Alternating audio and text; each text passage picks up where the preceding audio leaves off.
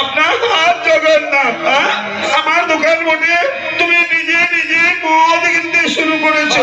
পয়সা দাও গো বাবু, পয়সা দাও।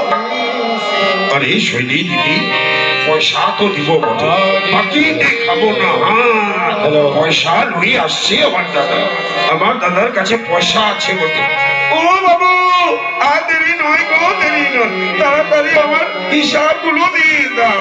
অনেক মদ কিনেছো। আরে মাদা, আরে তোর কাছে পয়সা থাকলে ভাই দে, আমার কাছে পয়সা নেই। আজ তুই দে, কাল আমি দেবো। দাদা, এই তুমি কি করছো দাদা? আমার কাছে তো একটা কানা কড়ি নাই বটে। তোর কাছে নেই আর আমারও